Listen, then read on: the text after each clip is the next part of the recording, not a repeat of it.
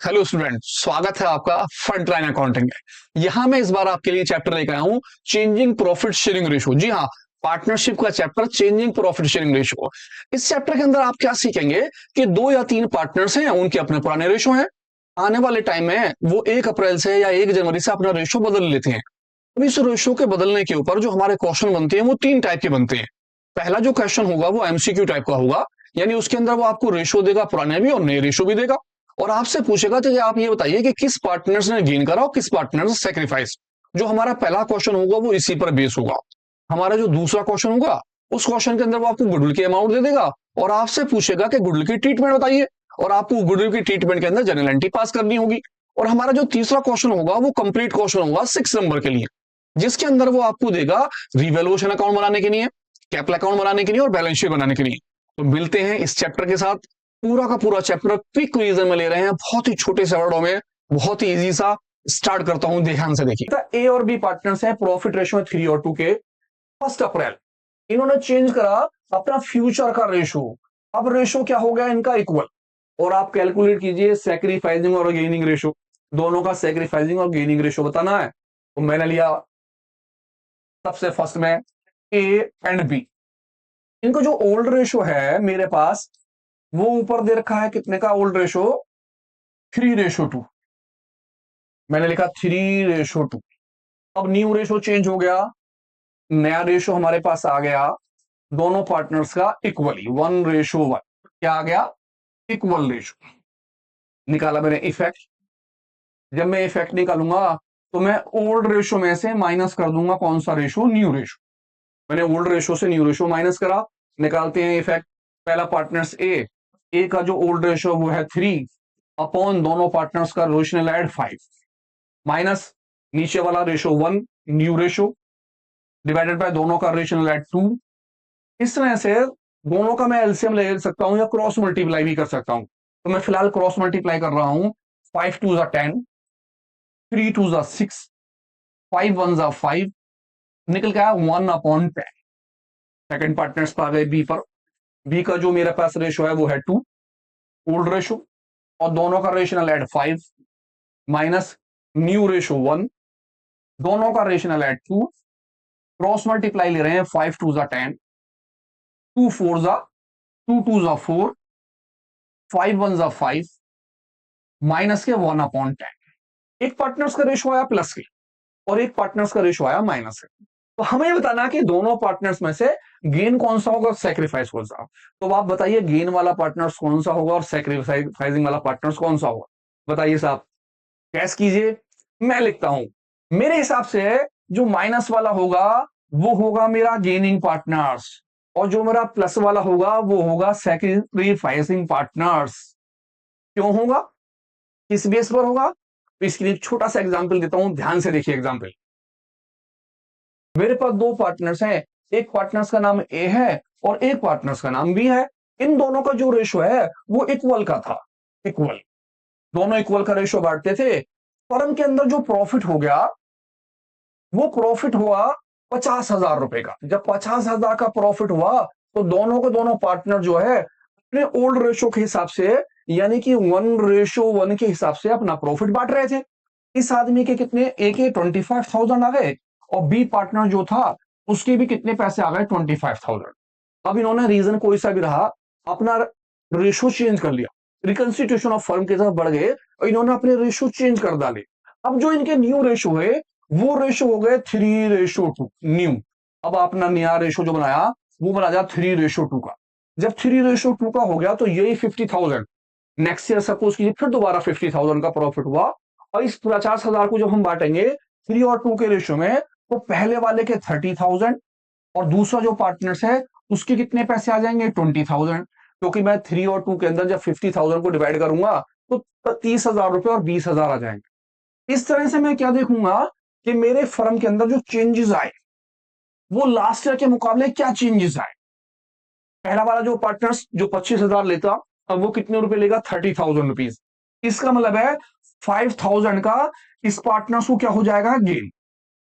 पहले जो पार्टनर्स 25,000 लेता था बी, नेक्स्ट टाइम में वो कितने लेगा, 20,000। इस तरह से 5,000 जो होंगे वो इसके क्या हो जाएंगे, सैक्रिफाइस। सैक्रिफाइस। अब आप ध्यान से अगर देखें, अगर हम कैलकुलेशन के बेसिस पर देखते हैं तो पहले 25,000 थे, पहले 30,000 रुपए माइनस करें तो हमें ये दिखता माइनस के 5,000। माइनस के होने के बावजूद ये क्या है, गेन। अब क्योंकि हम रेशो में निकाल रहे हैं, अगर हम रेशो में देखेंगे तो माइनस का शो होगा, लेकिन एक्चुअल में माइनस वाला जो होगा वो क्या होगा, गेन। और जो हमारा प्लस वाला है, इसके 25,000 थे, अब 20 हो गए, तो कैलकुलेशन के बेस पर 5,000 रुपए आ रहे हैं, लेकिन एक्चुअल में ये क्या कर रहा है, सेक्रीफाइस। तो आप ध्यान रखें, जब हम रेशो निकालेंगे तो हमारा कैलकुलेशन बेसिस पे जो माइनस वाला होगा, माइनस वाला जो होगा वो कहलाएगा गेनिंग रेशो, और जो प्लस वाला पार्टनर्स होगा वो क्या कहलाएगा, सेक्रीफाइसिंग रेशो। तो ध्यान रखेंगे इस बात का कि माइनस वाला गेनिंग रेशो क्यों कहलाएगा, क्योंकि हम उसे अमाउंट बतौर लेंगे, हमने यार रुपीज के लिया, रुपीज में, तो इस वजह से ऐसा हो रहा। तो आते हैं पहले क्वेश्चन की तरफ, ध्यान से क्वेश्चन देखते हैं, फिर समझते हैं इस वाली बात। तो आप समझ गए होंगे फर्स्ट, मेरा माइनस वाला जो होगा क्या होगा, वो गेनिंग पार्टनर्स, और प्लस वाला जो होगा क्या होगा, सेक्रीफाइसिंग पार्टनर्स। तो या तो वो रेशो निकल पाएगा, रेशो हो गया 1/10 1/10, या फिर क्वेश्चन के अंदर क्या पूछेगा, गेनिंग पार्टनर्स या सेक्रीफाइसिंग पार्टनर्स। क्या एमसीक्यू पे क्वेश्चन आ रहा है, आपने रफली सॉल्व करना है और केवल टिक लगाना है। तो टिक लगाने में दो बातें, अगर वो आपसे पूछता है कि रेशो क्या निकल के आया, तो रेशो निकला 1/10, ए का नॉर्मली 1/10, बी का नेगेटिवली 1/10। अगर वो कहता है सेक्रीफाइसिंग कौन है, तो सेक्रीफाइसिंग पार्टनर्स कौन है, ए। गेनिंग पार्टनर्स पूछता है तो गेनिंग पार्टनर्स कौन सा निकल के आया, बी। कैलकुलेशन से आप समझ गए होंगे। एक क्वेश्चन और लेते हैं, कहता है प्रॉफिट शेयरिंग रेशो 3:2, 3 और 2 का रेशो दे रखा है। कहता on 1 April they agree to share profit equally. जी हाँ, अब उनका प्रॉफिट क्या हो गया, इक्वल। तब आप कहेंगे इसमें नई बात क्या हो गई, पीछे वाले क्वेश्चन में भी तो है, नहीं, इसमें एक नई बात और है। क्या है नई बात, कहता the goodwill of the firm, यहां गुडविल दिया कितने की, 60,000 रुपीज की, और साथ में आपसे क्या पूछ रहा है, जनरल एंट्री। जी, पीछे वाले क्वेश्चनों में हमने करा सैक्रिफाइसिंग और गेनिंग पार्टनर्स, इस बार हम गुडविल लेकर आए हैं, और गुडविल के साथ देखते हैं जनरल एंट्री क्या बनेगी। तो जनरल एंट्री बनाने के लिए पहले हमें क्या निकालने पड़ेंगे, रेशो। जैसे हम पहले रेशो निकालते थे, जस्ट रेशो निकालने के बाद जब गुडविल डिवाइड होगी तो रेशो कैसे निकलेगा, लौट के आते हैं पुराने वाली चीज पर। उम्मीद है आपने होमवर्क करा होगा, उसी की बेस पर इसका रेशो निकालते हैं। कहते हैं दो पार्टनर्स हैं, एक का नाम पी और दूसरे का नाम क्यू। मेरे जो ओल्ड रेशो हैं इन दोनों के, वो रेशो कितने दे रखे हैं उन्होंने, 3:2। तो मैंने 3 यहां रख दिया, 2 यहां रख दिया। कहता 1 अप्रैल में अब इनका जो रेशो हो गया वो हो गया इक्वली, तो मैंने लिखा new ratio.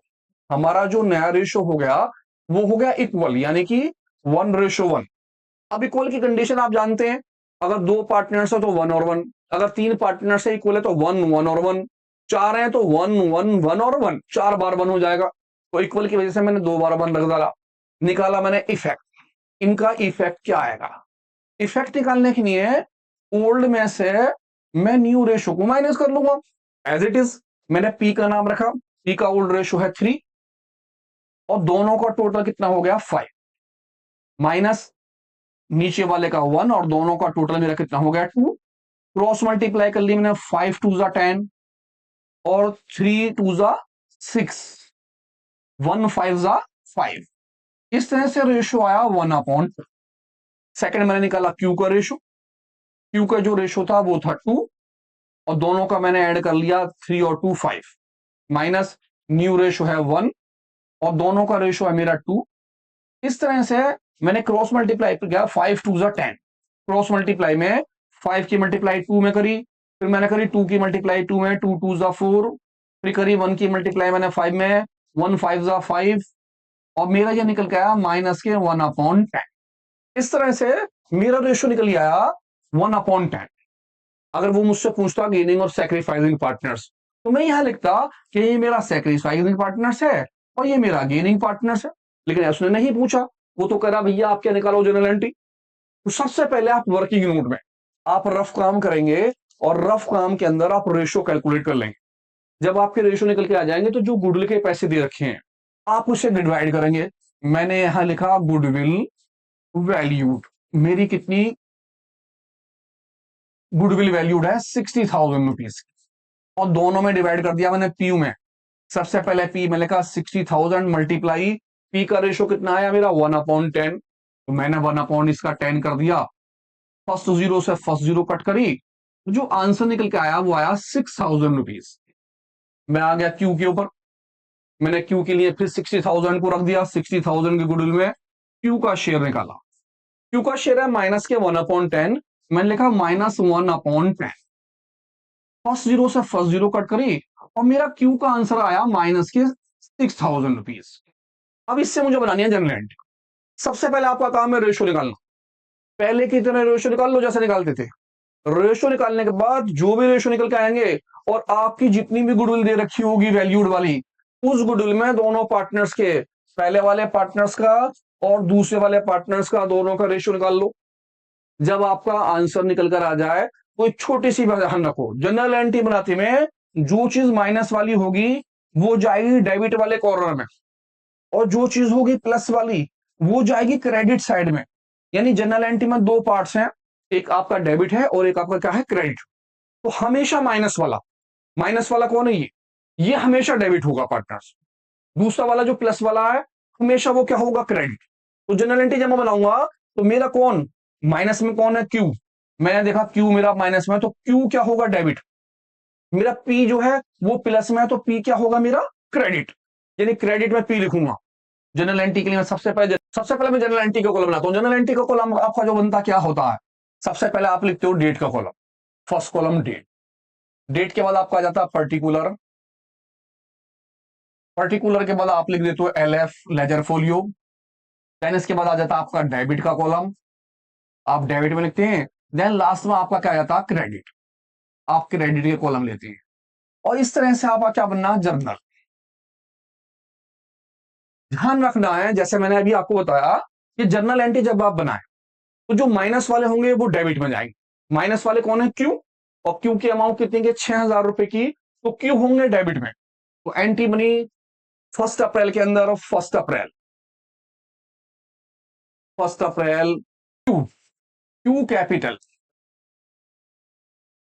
Capital accounts debit, और डेबिट के कॉर्नर में 6,000 रुपए लिख देंगे। देन इसके बाद आएंगे क्रेडिट वाले, लिखेंगे टू पी कैपिटल, और आप पी के पैसे को लिखेंगे कैपिटल अकाउंट के क्रेडिट में 6,000 रुपीज।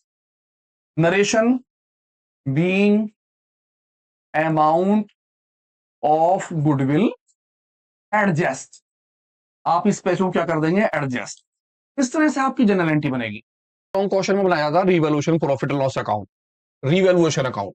रिवैल्यूएशन अकाउंट में क्या होता है कि किसी भी एसेट्स में, अगर आपकी कोई एसेट्स होती है और उस एसेट्स में डिक्रीजिंग होती है, जो भी एसेट्स होंगी इस एसेट्स में अगर कोई डिक्रीजिंग होती है तो आप डेबिट साइड में दिखाते हैं अकाउंट्स के। और अगर किसी भी एसेट्स के अंदर कोई इंक्रीजिंग हो रही हो, एसेट्स के अंदर अगर हुआ है इंक्रीजिंग, तो आप क्रेडिट साइड दिखाते हैं। इसी तरह से अगर किसी भी लायबिलिटी में, कोई भी लायबिलिटी, किसी भी लायबिलिटी में अगर इंक्रीजिंग हो जाती है तो आप उसे डेबिट साइड में दिखाएंगे। और किसी भी लायबिलिटी के अंदर, जो भी कोई लायबिलिटी होगी उस लायबिलिटी में अगर कोई डिक्रीजिंग हो जाएगी तो आप उसे किससे दिखाएंगे, क्रेडिट साइड में। यानी कि जब हम लॉन्ग क्वेश्चन करते हैं तो सबसे पहले रिवैल्यूएशन अकाउंट बनाया जाता है। रिवैल्यूएशन अकाउंट में एसेट्स की डिक्रीजिंग और एसेट्स की इंक्रीजिंग, लायबिलिटी की डिक्रीजिंग और लायबिलिटी की इंक्रीजिंग दिखाते हैं। टोटल कर लिया जाता है इस साइड का, इसी साइड को आप अपोजिट साइड लिख लेते हैं और ऊपर का माइनस कर देते हैं, सारी जो भी चीजें होती हैं, और आपका निकल के आता है प्रॉफिट। इस प्रॉफिट को आप ओल्ड रेशो में डिवाइड कर लेते हैं, जो इनके ओल्ड रेशो होते हैं। अगर आपका डेबिट साइड का टोटल आ जाता है तो आंसर क्रेडिट साइड में निकलता है और वो कहलाता है लॉस। इसी तरह आप लॉस को डिवाइड कर लेते हैं ओल्ड रेशो में। पहला account revaluation account. Revaluation account बनाने के बाद हमारा सेकंड अकाउंट जो होता है उसका नाम होता है पार्टनर्स कैपिटल अकाउंट। आपकी ये राइट साइड वाली डेबिट और ये क्रेडिट साइड होती है। सबसे पहले हम पर्टिकुलर दोनों पार्टनर्स के नाम, पर्टिकुलर और दोनों पार्टनर्स के नाम लिख लेते हैं। अगर पार्टनर्स 3 है तो 3 पार्टनर्स के नाम, अगर पार्टनर्स 2 हैं तो 2 के नाम आ जाते हैं। आप सबसे पहले इसके अंदर लिखते हैं बाय बैलेंस बीडी। आपका जो बैलेंस होता है आप उस बैलेंस को लिखते हैं, किस चीज का बैलेंस, कैपिटल का। जो भी कैपिटल आपकी होती है उस कैपिटल को आप शो करते हैं। अगर ए की कैपिटल है तो ए के कॉलम में, और बी की कैपिटल हो तो बी के कॉलम में। अगर पार्टनर्स 3 है तो सी के कॉलम में सी की कैपिटल, यानी ए बी सी का मतलब जो भी पार्टनर्स होंगे उनके आप नाम लिख देते हैं। देन उसके बाद अगर कोई रिवैल्यूएशन अकाउंट के अंदर प्रॉफिट आता है तो आप रिवैल्यूएशन अकाउंट का जो प्रॉफिट होता है उस प्रॉफिट को लिखते हैं, ए के अमाउंट ए में और बी के अमाउंट बी में। इसी तरह अगर कोई बैलेंस शीट के अंदर कोई रिजर्व दे रखा हो तो आप उस रिजर्व को डिवाइड कर लेते हैं ओल्ड रेशो में, दोनों पार्टनर्स में रिजर्व आ जाता है। इसके बाद हम गुडविल की ट्रीटमेंट करते हैं। आप गुडविल के पैसे को यहां पर ओल्ड रेशो में शो करते हैं इस साइड, और इसी गुडविल के पैसे को आप अपोजिट साइड न्यू रेशो में डिवाइड कर लेते हैं। जी हाँ, न्यू रेशो में, चेंजिंग प्रॉफिट रेशो में आप गुडविल के अमाउंट को, सबसे इजी मेथड है, आप गुडविल के अकाउंट अमाउंट को ओल्ड रेशो में इस साइड और न्यू रेशो में इस साइड भी डिवाइड कर सकते हैं इजीली। इन सभी का टोटल कर दिया जाता है, इसी टोटल को उठाकर ऊपर रख लेते हैं अपोजिट साइड, और ऊपर वाला अमाउंट इसमें से क्या कर देते हैं, माइनस। इसी तरह बी का टोटल नीचे करते हैं, बी के टोटल को यहां रखते हैं और ऊपर वाले अमाउंट क्या कर देते हैं, माइनस। आपका जो आंसर निकल के आता है, आप उस आंसर को बोलते हैं balance CD. CD means carried down. इस तरह से आपका कैपिटल अकाउंट तैयार हो जाता है, और लास्ट में फिर आप क्या बना देते हैं, बैलेंस शीट। तो पहले सबसे पहले दो अकाउंट देखते हैं क्वेश्चन के साथ, और फिर देखते हैं बैलेंस शीट किस तरह से बनती है। तो एक छोटा सा क्वेश्चन देखिए, उम्मीद है समझ में आएगा। देखते हैं क्वेश्चन क्या है। कहता है ए एंड बी, दो पार्टनर्स हमारा ए और बी, इनका जो प्रॉफिट रेशो है वो है 2:3 का। मैंने देखा बैलेंस शीट, और बैलेंस शीट में मैं देखूंगा कि मुझे कोई रिजर्व वगैरह तो नहीं दे रखा। तो मेरे पास क्वेश्चन में जनरल रिजर्व था, मुझे ध्यान रखना है जनरल रिजर्व मेरा कैपिटल अकाउंट में बटेगा, और मेरे पास कैपिटल है, ये मेरी कैपिटल में अकाउंट में जाएगी। अब मैंने आगे पढ़ा, क्वेश्चन के बाद बैलेंस शीट के बाद वो क्या देगा इन्फॉर्मेशन। उसने कहा the partners decided to share profit equally. Partners चाहते हैं कि अपना रेशो इक्वल कर दें। पहले आपका रेशो 2:3 का था, अब आपने अपना रेशो चेंज कर दिया, आपका रेशो हो गया इक्वली। इससे हमें पता चला कि चेंजिंग प्रॉफिट रेशो का क्वेश्चन है, यहां रेशो चेंज हो रहे हैं। आप क्या करेंगे, सबसे पहले रिवैल्यूएशन अकाउंट बनाएंगे, फिर कैपिटल अकाउंट बनाएंगे, और उसके बाद आप बैलेंस शीट बनाएंगे। तो हम पढ़ते हैं रिवैल्यूएशन अकाउंट के लिए इन्फॉर्मेशन क्या क्या हमारे पास है। फर्स्ट पॉइंट कहता building was valued at, building की जो कीमत कर दी गई वो कर दी गई 16 लाख रुपए की। मैंने देखा भाई पीछे मेरे पास बिल्डिंग थी कितने रुपए की, मेरे पास पहले बिल्डिंग थी 10 लाख रुपए की, और अब उसकी कीमत कितनी हो गई, 16 लाख रुपए। इसका मतलब है एसेट्स में इंक्रीजिंग हो गई। जब एसेट्स में इंक्रीजिंग हो तो हम ध्यान रखेंगे मुझे कहां लिखना है। देन इसके बाद उसने कहा मशीन, मशीन की कीमत कर दी गई कितने की, 16,40,000 रुपए की। मशीन की कीमत जो थी मेरे पास पहले थी 18,40,000 रुपए की, और अब मशीन की कीमत हो गई कितने की, 16,40,000 की। मींस डिक्रीजिंग हो गई, एसेट्स में डिक्रीजिंग। तो मैं जब रिवैल्यूएशन अकाउंट बनाऊंगा तो वहां मुझे ध्यान रखना है। देन इसके बाद कहता है, कहता एंड अपेयर रिवैल्यूएशन, हमें उसे रिवैल्यूड करना है बैलेंस शीट में। उसके बाद बोलता है goodwill of the firm is to be valued, आपकी जो फर्म की गुडविल है वो कितने रुपए की है, 80,000 रुपए की है, but was not to be appear in the books, जो किताबों में नहीं है। तो ये किताब नॉट अपेयर ढकाने के लिए लिखा है, कभी भी गुडविल बुक्स ऑफ अकाउंट्स में नहीं होती। जब गुडविल वैल्यूड होगी तो आप उसे पहले ओल्ड रेशो बांटेंगे, फिर आप उसे न्यू रेशो बांटेंगे, या आप उन दोनों का इफेक्ट निकाल सकते हैं रेशो के थ्रू, और आप उससे भी पैसे लिख सकते हैं। तो हम देखते हैं, सबसे पहले आपको बनाना है prepare revaluation account, partners capital account, और साथ में क्या बनानी है, बैलेंस शीट। तो इससे पहले हम सबसे पहले बनाते हैं अपना फर्स्ट अकाउंट, जिसका नाम क्या है मेरे पास, रिवैल्यूएशन अकाउंट। रिवैल्यूएशन अकाउंट के लिए मेरे पास फॉर्मेट हो गया। सबसे पहले मैंने लिखा यहां पर डेबिट साइड, मुझे ध्यान रखना डेबिट साइड में अगर मेरी किसी भी एसेट्स में डिक्रीजिंग होगी तो मैं यहां लिखूंगा। इसी तरह क्रेडिट साइड में अगर किसी भी एसेट्स के अंदर कोई इंक्रीजिंग होगी तो मेरी क्रेडिट साइड आएगी। देन लाइबिलिटी में अगर कोई मेरी इंक्रीजिंग है तो डेबिट साइड, इसी तरह लाइबिलिटी में अगर कोई डिक्रीजिंग होगी तो किसमें, क्रेडिट साइड में। दो बातें मेरे पास हैं। Partners capital account, capital account में सबसे पहले बैलेंस बीडी, कैपिटल की अमाउंट लिखूंगा मैं, रिजर्व का पैसे लिखूंगा जो पीछे रिजर्व बैलेंस में दिया है उसे बांट लूंगा मैं, और रिवैल्यूएशन में जो मेरा प्रॉफिट निकलेगा मैं उसे लिखूंगा, लॉस होगा तो मैं लॉस लिख दूंगा।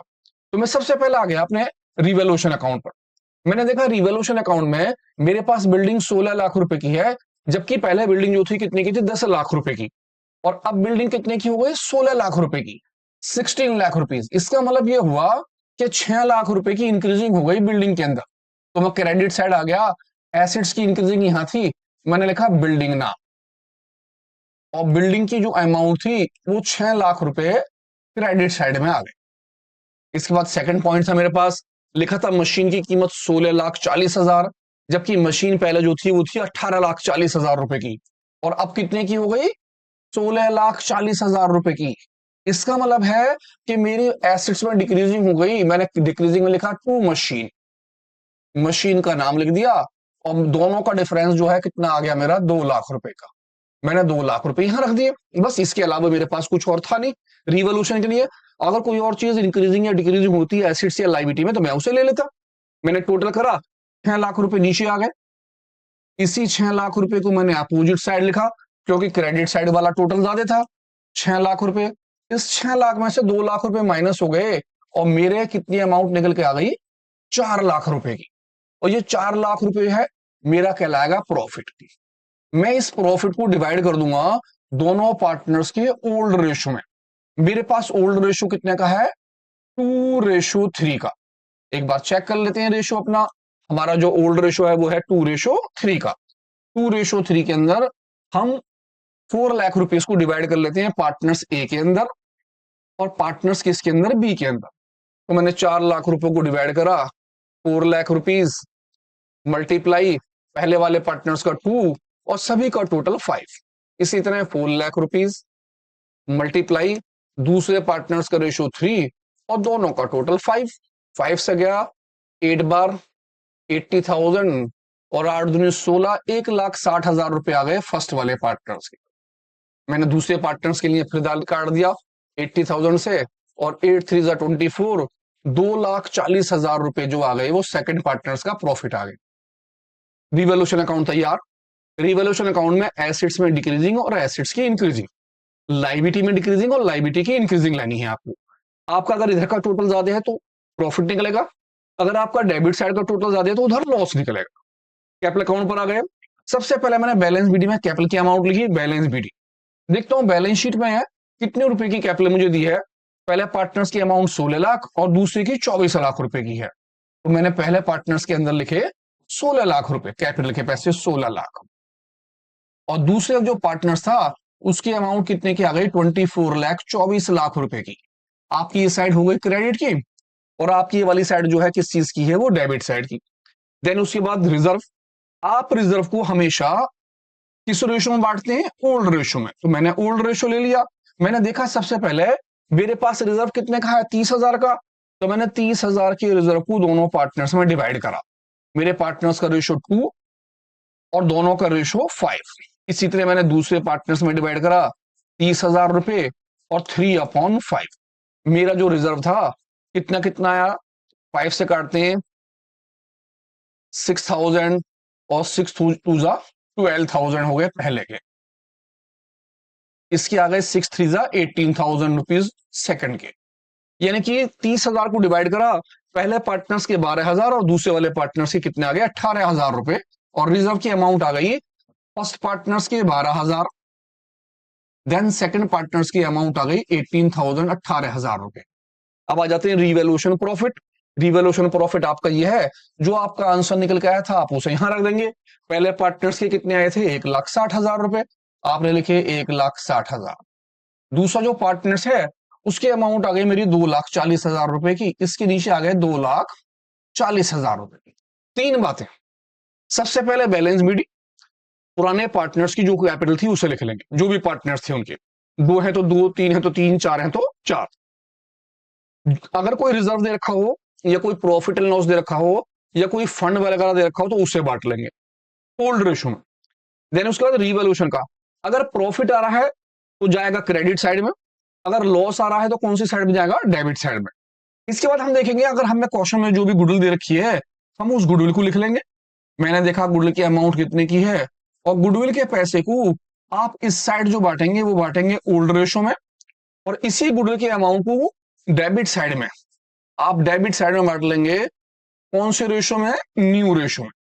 अब मैं देखता हूं कि मेरे पास ओल्ड रेशो जो है वो तो है 2:3 का, और नया रेशो जो था वो कितने का था, मेरे पास नया रेशो वो था इक्वल का, और गुडविल कितने की है, 80,000 रुपए की। तो मैं यहां पर इक्वल में बांटूंगा 1:1 में 80,000 रुपए को। तो मैंने 80,000 डिवाइड करे 1:1 में, पहले वाले पार्टनर्स की अमाउंट जो आ गई मेरी आ गई 40,000, 40,000 रुपए। दूसरे पार्टनर्स के भी कितने पैसे आ गए, 40,000 रुपए। मैंने इस साइड 80,000 को डिवाइड करा और किस रेशो में, 2:3 में। तो मैं 80,000 आराम से डिवाइड कर लेता हूं और देखता हूं मेरी 80,000 डिवाइड होने के बाद क्या अमाउंट निकल कर आती है। 80,000 को डिवाइड करते हैं, ओल्ड रेशो है हमारा 2 और दोनों पार्टनर्स का रेशो कितना हो गया 3, यानी 2/5, 3 कह रहा हूं 5।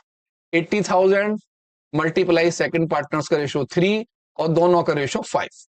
5 से काट डाला साहब हमने, 5 से 80, 5 1 जा 5, 5 6 जा 6, 16 5 और 16 2 जा 32। 32,000 आ गए पहले वाले पार्टनर्स के, और काट देते हैं 3 से 16 से 48,000 आ गए आपके दूसरे वाले पार्टनर्स के। एक बार चेक कर लीजिए, दोनों का टोटल आता है हमारा कितना 80,000 रुपीज। यानी कि आप गुडविल के अमाउंट को क्रेडिट साइड में ओल्ड रेशो में डिवाइड कर लीजिए और डेबिट साइड में कौन से रेशो में, नए रेशो में डिवाइड कर लीजिए। सबसे इजी मेथड है ये। अगर आप ऐसा नहीं लिखना चाह रहे तो आपको जैसे पहला वाला क्वेश्चन हमने करा था, पहले ओल्ड रेशो रखेंगे, फिर न्यू रेशो लिख लेंगे, फिर दोनों का इफेक्ट निकालेंगे। इफेक्ट निकालने के बाद जो गुडविल आएगी उससे आप डिवाइड करेंगे, और जो गुडविल निकल के आएगी उससे क्रेडिट को क्रेडिट साइड में और डेबिट को डेबिट साइड में लिखेंगे। आप वो मेथड भी कर सकते हैं, या आप सीधा सीधा सा है, आप यहाँ पर इस पैसों को किस रेशो में लिख दीजिए, ओल्ड रेशो में, और यहाँ पर किस रेशो में डिवाइड कर लीजिए, न्यू रेशो में। आपका काम खत्म, टोटल बंद कर दीजिए। बस आपने टोटल करा, सबसे पहले मैंने इस वाली साइड का टोटल कर लिया 0, सबसे पहले मैंने क्या करा 1612, इसके बाद आ गया 160, और 160 के बाद 32 ऐड कर देते हैं, 2 और 2 4, 3 और 10 0 1 आ गया जी, 6 और 7 1 8 1, हमारा आ गया 1804 और 000 निकल के आया 18,04,000 रुपए। दूसरे वाले का टोटल ले लेते हैं। दूसरा वाला हमारा जो पार्टनर्स है उसकी अमाउंट कितने की आती है, 24 लाख का मैंने ले लिया 2400, इसका ले लिया 18, इसका ले लिया मैंने 240, और इसका ले लिया मैंने 48,000। प्लस कर दिया जी 16 का 6 1 1 8 0 1 4 2 6 और 1 7 और 2, ये निकला मेरा 2706,000। पहले वाले पार्टनर्स का जो निकल के आया टोटल निकल के आया 18,04,000 रुपए, दूसरे का निकला 27,06,000 रुपए। इसी टोटल को मैंने अपोजिट साइड ले लिया, 18,04,000 रुपए और दूसरे वाले का 27,06,000 रुपए। इस टोटल से 40,000 को मैंने माइनस कर लिया, मेरे आया 18,40,000 से मैंने 40,000 माइनस कर लिए, 0 10 से 4 गया 6 7 1, ये निकल गया 1764 और 000। इसके बाद मैं इसी तरह से दूसरे वाले को माइनस कर लेता हूं, और मेरा जो दूसरा वाला निकल के आया है उसमें से भी 40,000 माइनस करने हैं, 2706, इससे करने हैं 40,000 माइनस। मेरा 40,000 माइनस करे 6 10 से 4 गया 6 6 2, निकल के आया मेरा 2666,000। और ये आंसर जो कहलाएगा मेरा, मैं इसे बोलूंगा to balance CD, carried down. Answer निकल के आया मेरा 17,64,000 रुपए और 66,66,66,000 रुपए। देन इसके बाद मैं बनाऊंगा बैलेंस शीट। जब आपका कैपिटल अकाउंट बन जाएगा, एक बार ध्यान से देख लीजिए कैपिटल अकाउंट, स्क्रीनशॉट ले लीजिए ध्यान से और चेक कर लीजिए। देन इसके बाद आ जाते हैं हम बैलेंस शीट के ऊपर। बैलेंस शीट बनाने के लिए आपके अंदर जो पुराने वाली बैलेंस शीट है उसे आप एज इट इज लिखेंगे, और ये ध्यान रखेंगे जो आपके एसेट्स थी, अगर एसेट्स में डिक्रीजिंग हुई है तो आप उसे क्या कर देंगे माइनस, अगर एसेट्स में इंक्रीजिंग हुई है तो आप उस अमाउंट को क्या कर देंगे प्लस। ये ध्यान रखना है। यहां आपकी balance sheet as it is आएगी, उस बैलेंस शीट के अंदर जो कैपिटल थी उसकी जगह पर अब नया कैपिटल अकाउंट आ जाएगा। तो पीछे वाली बैलेंस शीट से हम देखते हैं कौन कौन सी चीजें हमारे पास थी, उन सभी बातों को लेते हैं। एक तो मुझे रिजर्व छोड़ देना है, क्योंकि रिजर्व में बांट चुका हूं तो रिजर्व अब बैलेंस शीट में नहीं आएगा। अब कैपिटल की जगह पर ये दोनों कैपिटल हट जाएंगी, और इस कैपिटल की जगह जो मेरा आंसर निकल के आया कैपिटल अकाउंट का, मैं वो आसमान लिखूंगा। एज इट इज पूरी की पूरी एसेट्स उतारी जाएंगी।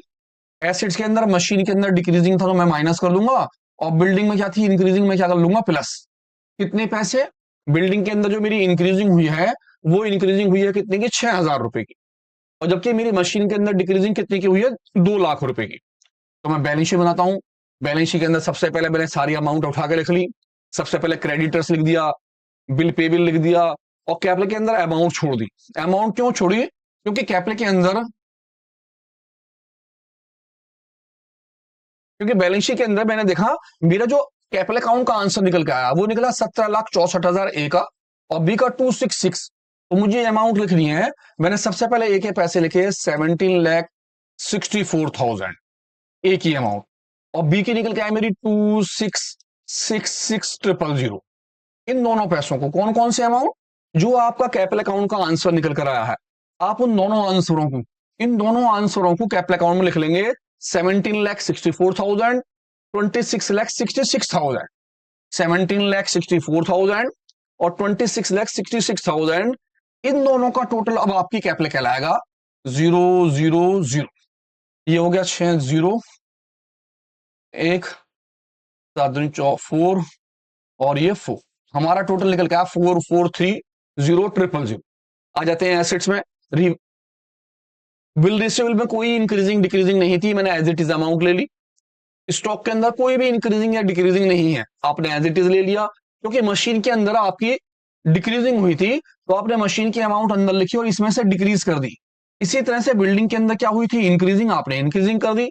आपकी जो मशीन के अंदर डिक्रीजिंग थी वो थी 2 लाख रुपीस की, आपने 2 लाख रुपए माइनस कर दिए, और अब आपकी जो नई कीमत है वो है 16,40,000 रुपए की, आपने उस कीमत को दिखा दिया। इसी तरह मशीन के अंदर आपकी 6 लाख रुपए की क्या हो गई थी, इंक्रीजिंग, आपने 6 लाख रुपए कर लिए, प्लस कर लिए। यानी कि एसेट्स के अंदर अगर कोई इंक्रीजिंग है तो आप उसे प्लस कर लेंगे, अगर कोई डिक्रीजिंग होगी तो उसे माइनस कर लेंगे। अगर किसी अमाउंट में कोई भी इंक्रीजिंग डिक्रीजिंग ना हो तो उसे एज इट इज बाहर दिखा देंगे। अब आपने 10 लाख में 6 लाख प्लस करे और अमाउंट जो हो गई हमारी कितने की हो गई, 16 लाख रुपए की हो गई। इस तरह से अब आप दोनों साइड का क्या कर देंगे, टोटल, इन सभी का टोटल आप नीचे, एसेट्स का सारा टोटल यहां कर देंगे, इन सभी को ऐड करेंगे, सबका टोटल नीचे कर देंगे। इसी तरह लायबिलिटी वाला सभी का टोटल यहां पर कर देंगे और दोनों टोटल आपके क्या आएंगे, बराबर आएंगे। रिकंस्टिट्यूशन ऑफ फर्म के बड़े क्वेश्चन के लिए ध्यान रखें, रिवोल्यूशन अकाउंट बनाना है, एसेट्स में इंक्रीजिंग और डिक्रीजिंग, लायबिलिटी की इंक्रीजिंग और डिक्रीजिंग, और कैपिटल अकाउंट में केवल 4 बातें हैं, बैलेंस बीडी, कोई जर्नलिज्म वगैरह, रिवोल्यूशन अकाउंट और गुडविल। जब आप बैलेंस शीट बनाएं तो बैलेंस शीट के अंदर आपका रिजर्व नहीं आ रहा है, और कैपिटल के जगह पर जो आपका बैलेंस शीट वाला पैसा था वो बैलेंस शीट वाले अमाउंट ए की ए में और बी की बी में दिखाएंगे। इसी के साथ आपको ध्यान रखना पड़ेगा, आपकी जिन एसेट्सों में इंक्रीजिंग डिक्रीजिंग थी उनके अमाउंटों को आप अंदर लिखेंगे, और अगर डिक्रीजिंग है तो माइनस कर देंगे, इंक्रीजिंग होगी तो क्या कर देंगे, प्लस, और दोनों साइड का क्या कर देंगे, टोटल। खत्म क्वेश्चन। मिलते हैं एक नए क्वेश्चन के साथ। Thank you.